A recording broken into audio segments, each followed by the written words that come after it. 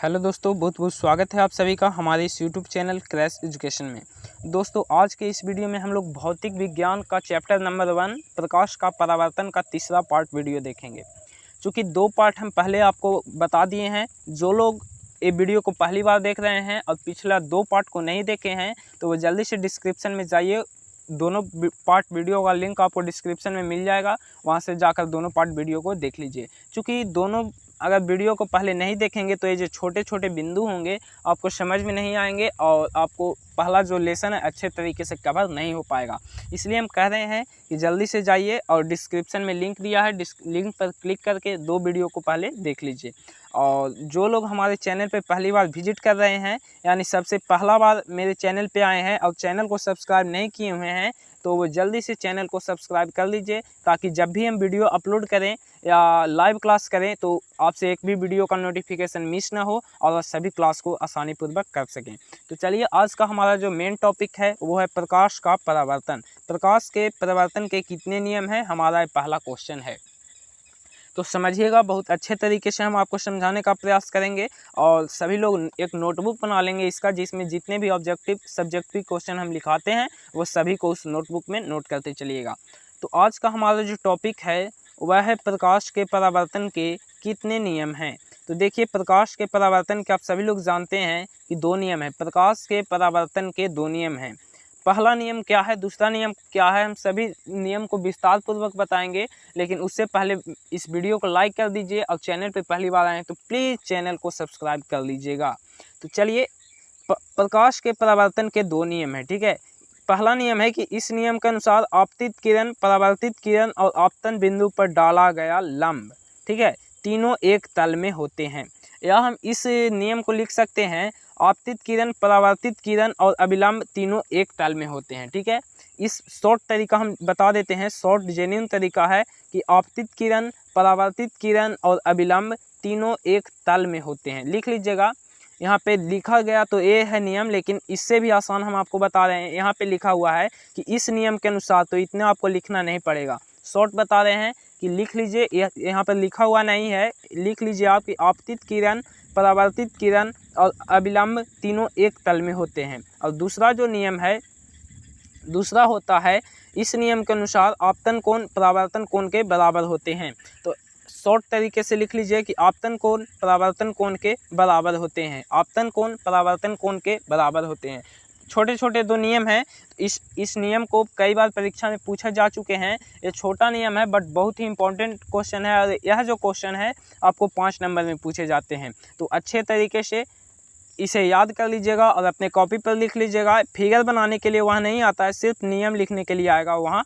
तो पहला नियम जो है लिख लीजिए, आपतित किरण, परावर्तित किरण और अभिलंब तीनों एक तल में होते हैं। दूसरा नियम है, आपतन कोण परावर्तन कोण के बराबर होते हैं। अब चलिए, अगला प्रश्न है। अगला एक थ्योरी टाइप का प्रश्न है, देख लेंगे। यहाँ पे लिखा है कि यदि कोई आपतित किरण परावर्तक सतह से 35 डिग्री के कोण पे आती है। देखिए, ये सब किसी किसी परीक्षा में पूछ दिए जाते हैं।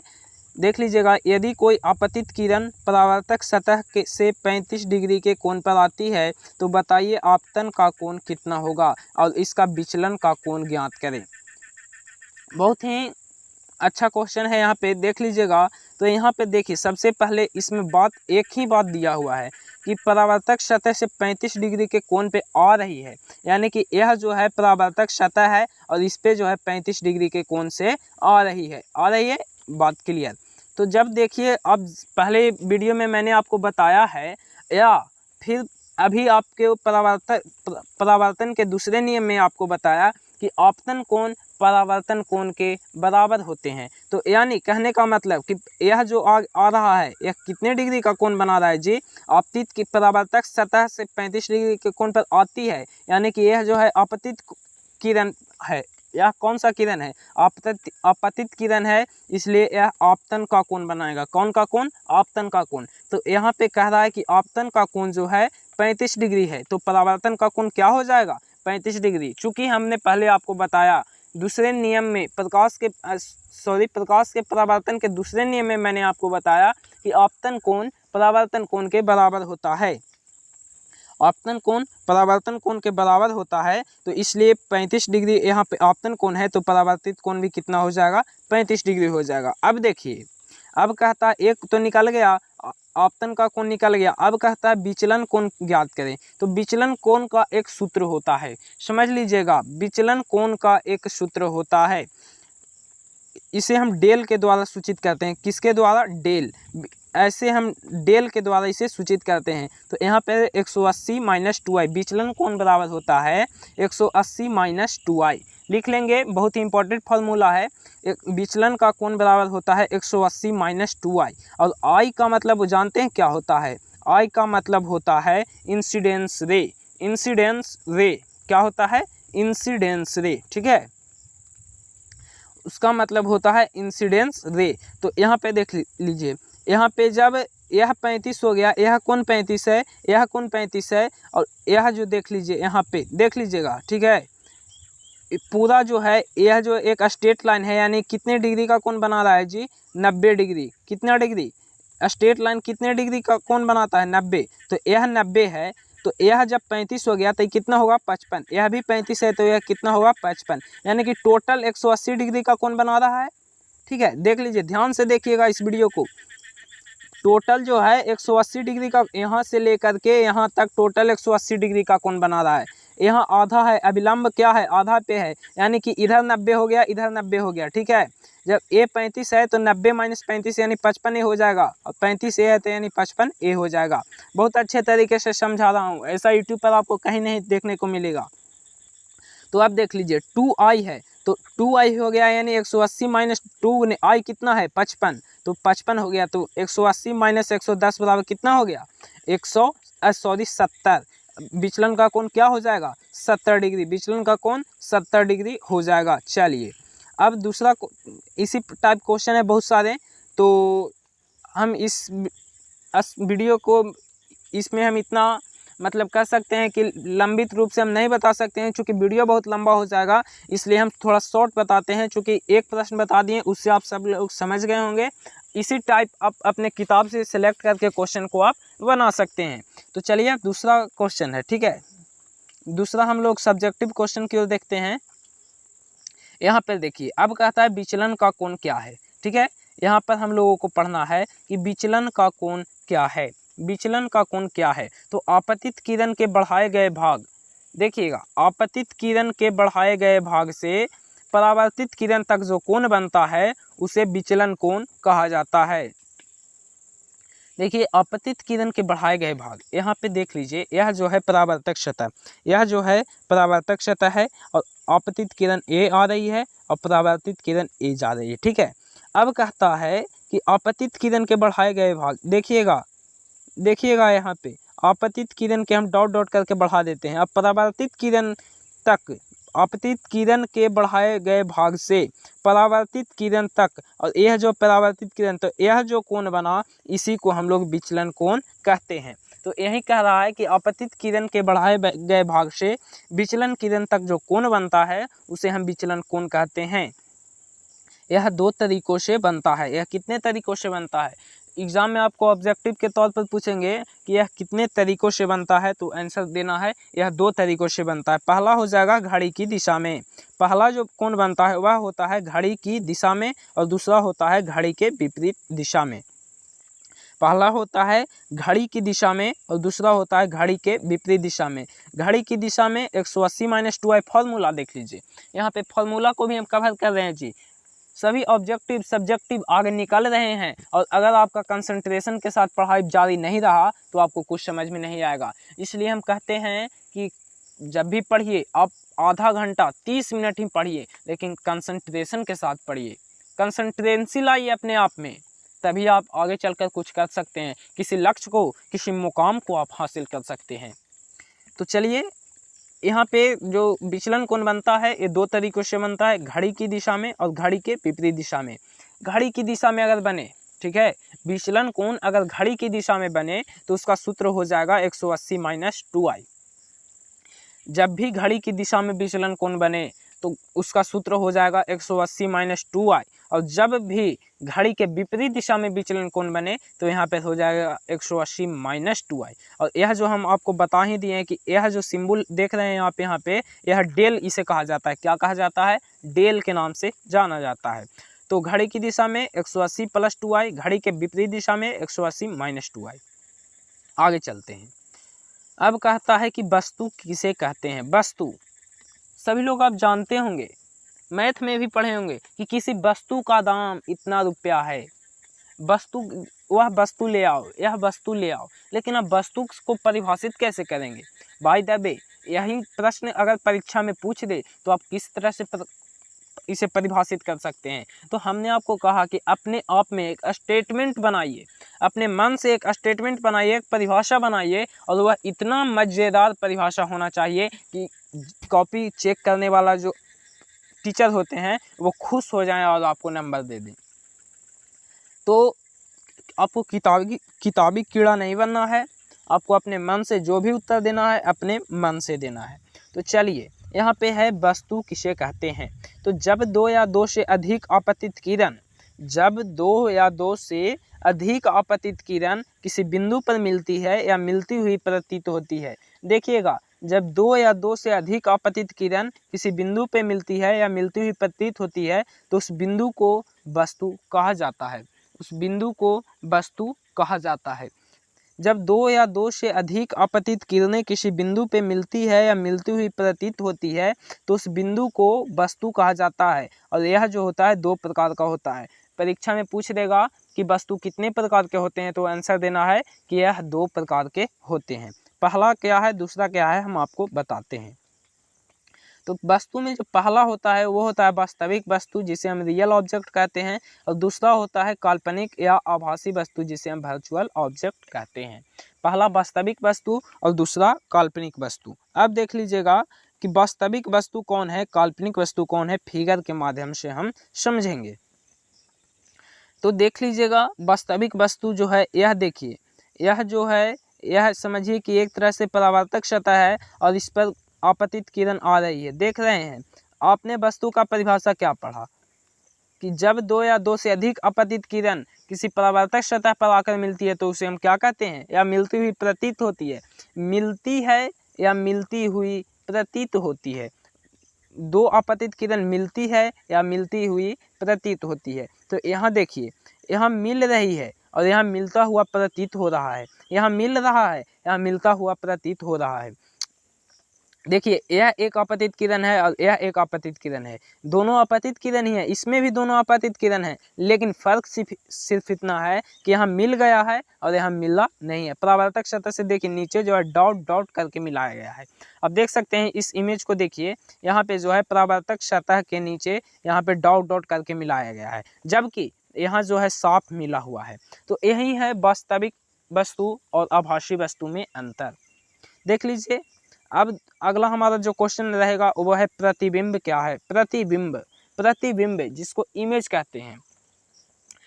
जो लोग फ़ोन का यूज़ करते होंगे उन्हें इमेज शब्द जो है बहुत अच्छे तरीके से इमेज शब्द से वो परिचित होंगे, क्योंकि इमेज वो जानते तो हैं बट इमेज को परिभाषित करना नहीं जानते हैं, प्रतिबिंब को परिभाषित करना नहीं जानते हैं कि इमेज को हम किस प्रकार से परिभाषित कर सकते हैं। तो देख लीजिएगा, ध्यान से देखिएगा, और अगर वीडियो अच्छा लगे तो इसे लाइक अवश्य करिएगा, और चैनल पे पहली बार आए हैं तो प्लीज़ इस चैनल को सब्सक्राइब कर लीजिएगा, क्योंकि आने वाले जितने भी भावी छात्र होंगे इस चैनल के द्वारा पढ़ेंगे और अपना भविष्य को उज्जवल करेंगे। तो आज का जो प्रश्न है प्रतिबिंब क्या है। तो जब दो या दो से अधिक परावर्तित किरणें, देखिए उसमें वस्तु में था आपतित किरणें, वस्तु में क्या था, आपतित किरणें, जबकि यहाँ प्रतिबिंब में है परावर्तित किरणें। तो जब दो या दो से अधिक परावर्तित किरणें किसी बिंदु पर मिलती है या मिलती हुई प्रतीत होती है तो उस बिंदु को प्रतिबिंब कहा जाता है। जब दो या दो से अधिक परावर्तित किरणें किसी बिंदु पर मिलती है या मिलती हुई प्रतीत होती है तो उस बिंदु को ही प्रतिबिंब कहा जाता है। ठीक है, जैसे देख लीजिए, जब दो या दो से अधिक परावर्तित किरणें किसी बिंदु पर मिलती है या मिलती हुई प्रतीत होती है तो उस बिंदु को ही प्रतिबिंब कहा जाता है। और यह जो होते हैं दो प्रकार के होते हैं, पहला काल्पनिक प्रतिबिंब और दूसरा वास्तविक प्रतिबिंब। पहला काल्पनिक प्रतिबिंब और दूसरा वास्तविक प्रतिबिंब। पहला होता है काल्पनिक, जिसको हम आभासी प्रतिबिंब के नाम से भी जानते हैं। पहला होता है काल्पनिक प्रतिबिंब, जिसे हम आभासी प्रतिबिंब के नाम से भी जानते हैं, और दूसरा होता है वास्तविक प्रतिबिंब। तो चलिए हम जानेंगे डिफिनीशन इसका कि वास्तविक प्रतिबिंब क्या है, काल्पनिक प्रतिबिंब क्या है। चूँकि हमने आपको पहले ही बताया है कि हम जो आपको सिलेबस देंगे, सिलेबस जो पढ़ाएंगे, उसमें हम स्टेप बाय स्टेप बिल्कुल जीरो लेवल से हम शुरू करेंगे। स्टेप बाय स्टेप हम आपको पढ़ाएंगे, डिटेल्स में पढ़ाएंगे, तो फिर हम वादा को तोड़ नहीं सकते हैं। तो यह जो देख लीजिए, यह जो है वास्तविक प्रतिबिंब है, और यह जो है यह वास्तविक प्रतिबिंब है, और यह जो है काल्पनिक प्रतिबिंब है। इमेज देख लीजिए, अपने कॉपी पर भी वीडियो को पॉज करके बना लीजिएगा। अब चलिए यहाँ पे कुछ ऑब्जेक्टिव क्वेश्चन है कि क्या काल्पनिक वस्तु का वास्तविक प्रतिबिंब संभव है या नहीं। क्या काल्पनिक वस्तु का वास्तविक प्रतिबिंब संभव है या नहीं है, तो आंसर क्या हो जाएगा, हाँ है। आंसर क्या हो जाएगा, हाँ है। चूँकि वास्तविक प्रतिबिंब का, काल्पनिक वस्तु का वास्तविक प्रतिबिंब संभव बिल्कुल है, ठीक है। तो इसका राइट आंसर हो जाएगा हाँ है। अब चलिए, अब कहते हैं कि प्रतिबिंब किसे कहते हैं, इसका दूसरा डिफिनीशन आप जान लीजिए। पहला डिफिनीशन तो आप जान लिए, अब दूसरा भी डिफिनीशन जान लीजिए कि प्रतिबिंब किसे कहते हैं। और आपको जो आसान लगे, जो आपको याद करने में सुविधा हो, जिसे उसी डिफिनीशन को वहाँ लिख दीजिएगा, क्योंकि दोनों जो हैं बहुत ही अच्छे डिफिनीशन हैं, अच्छे डिफिनीशन तैयार किए गए हैं।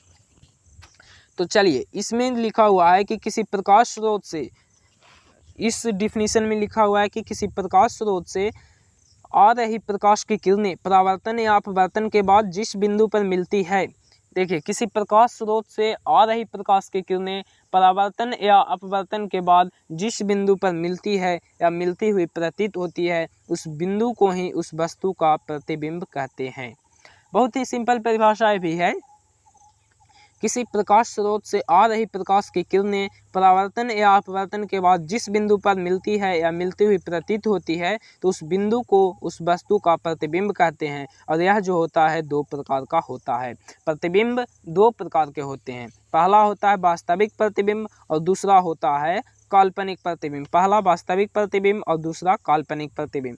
अब कहेंगे कि वास्तविक प्रतिबिंब क्या है। अब एक प्रश्न आप उठा सकते हैं कि वास्तविक प्रतिबिंब क्या है। तो किसी प्रकाश स्रोत से, देख लीजिए, प्रतिबिंब तो आप जान गए कि किसी प्रकाश स्रोत से आ रही प्रकाश की किरणें परावर्तन या अपवर्तन के बाद जिस बिंदु पर मिलती है या मिलती हुई प्रतीत होती है, उस बिंदु को ही उस वस्तु का प्रतिबिंब कहते हैं। तो अब हम देखेंगे कि वास्तविक प्रतिबिंब क्या है। तो किसी प्रकाश स्रोत से आ रही प्रकाश की किरणें परावर्तन या अपवर्तन के बाद जिस बिंदु पर आकर मिलती है, उस बिंदु को उस वस्तु का वास्तविक प्रतिबिंब कहते हैं। यहाँ पे कॉन्फिडेंस रूप से लिखा हुआ है कि मिलती है, ये नहीं कि मिलती हुई प्रतीत होती है। यहाँ पर कॉन्फिडेंस के साथ कहा जा रहा है कि यहाँ पे मिलती है, तो उस वस्तु को ही, उस बिंदु को ही उस वस्तु का क्या कहते हैं, वास्तविक प्रतिबिंब कहते हैं। अब दूसरा क्वेश्चन देख लीजिए, काल्पनिक या आभासी प्रतिबिंब। दूसरा है काल्पनिक प्रतिबिंब, जिसे हम क्या कहते हैं, आभासी प्रतिबिंब के नाम से भी जानते हैं। तो देख लीजिएगा, किसी प्रकाश स्रोत से आ रही प्रकाश की किरणें, किसी प्रकाश स्रोत से आ रही प्रकाश की किरणें परावर्तन या अपवर्तन के बाद जिस बिंदु पर मिलता है, मिलती हुई प्रतीत होता है। देख लीजिए, यहाँ पे है मिलता हुआ प्रतीत होता है, जबकि वास्तविक प्रतिबिंब में था मिलता है। ठीक है, देखिए अंतर समझिएगा।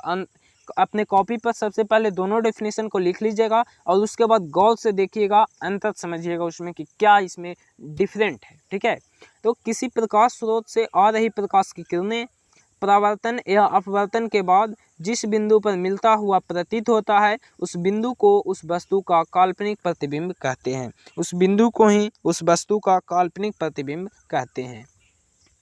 अब चलिए, अब यहाँ पे दोनों में हम अंतर बताएंगे आपको कि काल्पनिक वास्तविक प्रतिबिंब और काल्पनिक प्रतिबिंब में क्या अंतर है। हम दोनों में अंतर आज इसी वीडियो में बताएंगे कि वास्तविक प्रतिबिंब और काल्पनिक प्रतिबिंब में क्या अंतर है। ठीक है, तो देख लीजिए कि वास्तविक प्रतिबिंब और काल्पनिक प्रतिबिंब में क्या अंतर है।